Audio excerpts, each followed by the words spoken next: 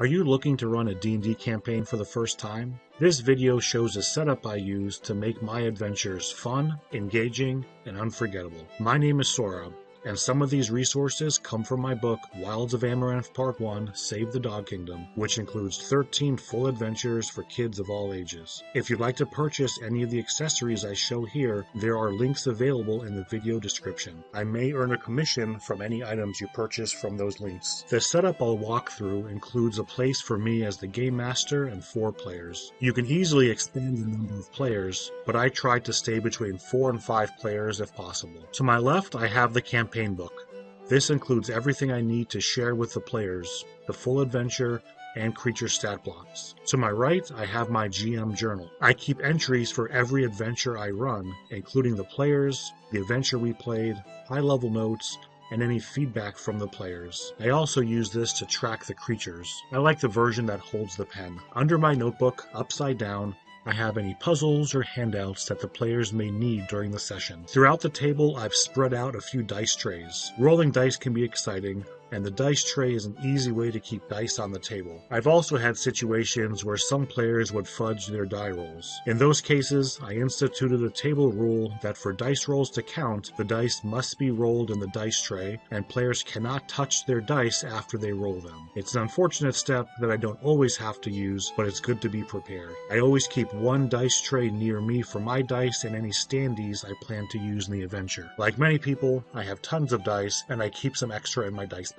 I give each player a few things. On top, you'll see a short survey. Especially when playing with kids, it's important to learn what players like or do not like. In the context of this campaign, the Game Master can learn how to customize the adventures in terms of creature encounters, exploration, and puzzle solving. The survey is available in my campaign book. Next is the character sheet. For beginner characters, my campaign book includes 4 simplified character sheets: a dwarf cleric, elf wizard, halfling rogue, and human fighter. Check out my other videos for overviews of each character. Players can learn how to play their character in less than 10 minutes. Players are always welcome to bring their own character too. Below the character sheet is a scrap piece of paper for players to take notes and track hit points. To the right of those pages, I provide a sharpened pencil with eraser. There's a set of dice in case players don't have their own. I also create a standee for each player. The artwork comes from my book. I like using these transparent standees instead of plastic or metal miniatures because they take up a lot less space. Check out the notes for a link to the standees I purchased. Then I just printed my custom ones on a transparency for more options. Last, in front of each player, there's a simple table tent. This shows the character's class, race, name, plus the player's name. If you're like me and are horrible at remembering names, this is really helpful. I make sure there's room in the middle of the table for a few shared items. I like these LED lanterns to add a little ambiance.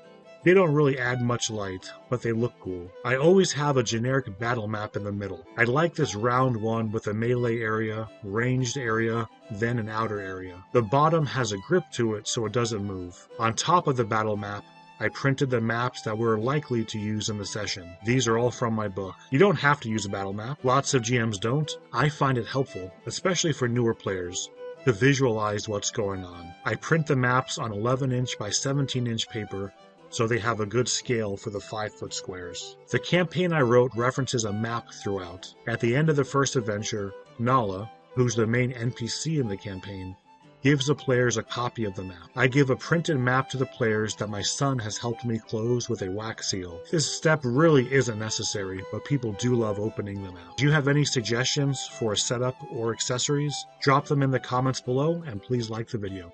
Thanks for watching.